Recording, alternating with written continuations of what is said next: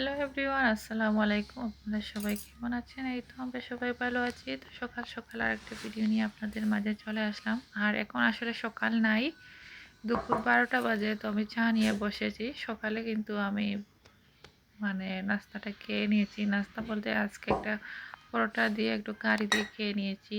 আর একটু লেট করে চাটা বসিয়েছি। তো এখন 12টার মতো বাজে। আর এখানে মুড়ি বিস্কিট এগুলো দিয়ে চাটা খেয়ে নিচ্ছি।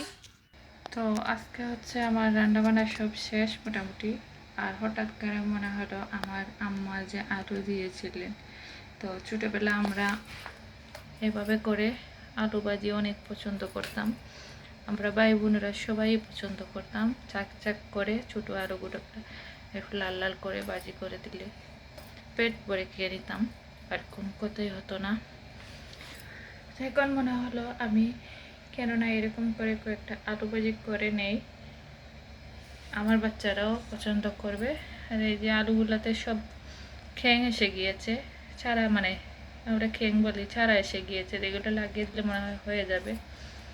এখন তো সিজন না আসলে লাগানোর।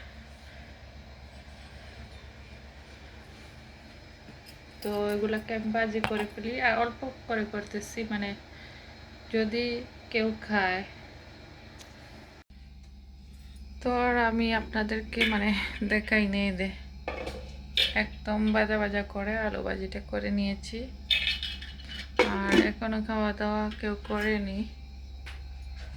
এখানে শুটকি শিরা, চিংড়ি মাছের পোনা,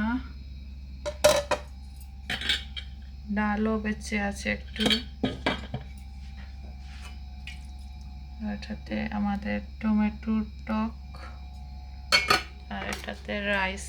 তো এটা আর কি দেখাবো। আর এই যে দেখা যাচ্ছে গ্লাসের মধ্যে দিয়ে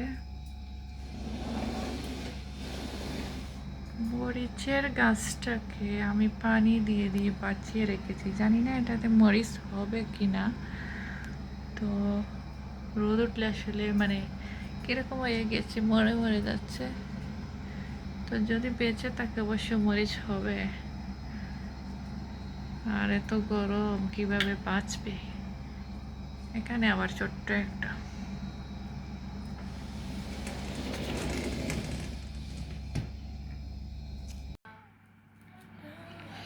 তো আমার হচ্ছে রসুন ব্লেন্ড নেই, কয়েকদিন থেকে নেই, বাসায় রসুনই নেই।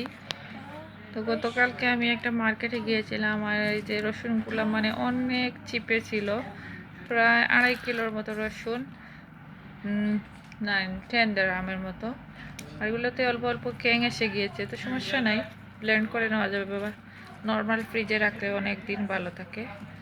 এখন আমি ছিলবো, পরে ব্লেন্ড করব, এরপরে রান্না করব, কাজ আছে। আমি এখানে একটা জিনিস দেখাই আপনারা। এরকম এরকম আসলে জুয়েলারি বক্সগুলো নিলে জুয়েলারি রাখতে অনেক অনেক সুবিধা। তো আমার বাসাত আমার মেয়ের কাছে অনেকগুলো আছে। ও তোর জুয়েলারিগুলো গুছিয়ে রাখে। আর আমি হচ্ছে এই যে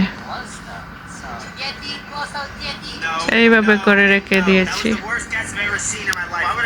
তো আমার আসলে এত জুয়েলারি কালেকশন নাই, অল্প একটু আছে।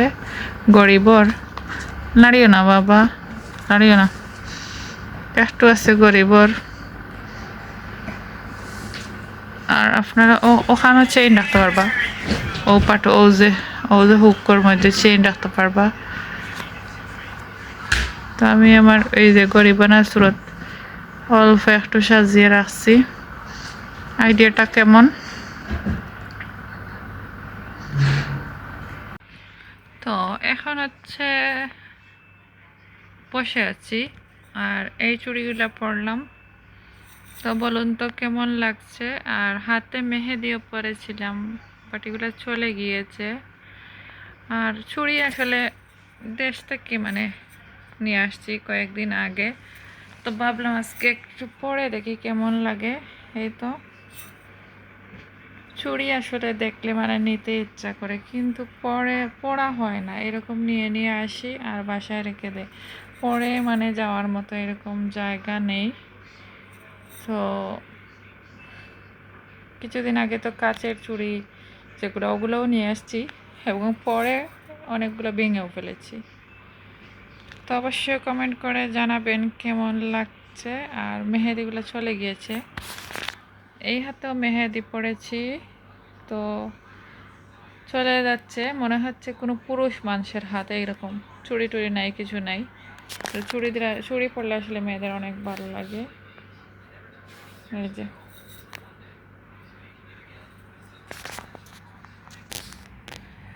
তো আমি হচ্ছে বাহিরে আছি, আসলে গরম আসছে মতো বাহিরে বের হওয়া হয় না। আর দেখতে এসছি যে আমাদের গাড়িটা অনেক দিন পর মানে ঠিকঠাক হয়ে আসছে। কতদিন তো এখানে ফেলাই ছিল, এটার মানে অনেক সমস্যা ছিল। তো যাই হোক, আলহামদুলিল্লাহ ঠিক হয়ে চলে আসছে বাসার সামনে, আর এখন এটা চলাফেরা করতে পারবে।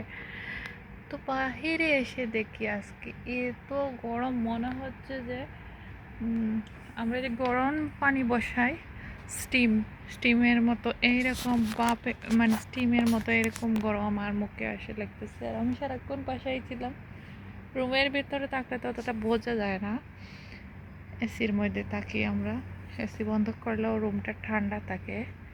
তো আমরা যারা আসলে প্রবাসে আছি, এই সময়টা খুবই কষ্টদায়ক আর খুবই গরম। তো আমাদের প্রবাসে যে ভাইয়েরা কাজ করে, ওরা না জানি কত কষ্ট করে কাজ করে। যখন রুম থেকে বের হয় এসি, মানে এসির মধ্যে দিনের বেলা যদি বের হয়, দিনের বেলা তেমন একটা বের হয় না। তো এসিতে থাকি আমরা গাড়ির ভিতরেও, তারপরেও এত গরম লাগে। আর ওরা কীভাবে কাজ করে যে বলে দিয়াতে রাস্তার পাশে যেগুলো ফুল লাগায়, ওরা তো দিনে দুপুরে কাজ করতেছে, কিন্তু তো অনেক কষ্ট হয়। টাকার জন্য মানুষ কিনা করে প্রবাসে আসলে। আর দেশের মানুষ আসলে এগুলো দেখে না, বুঝেও না।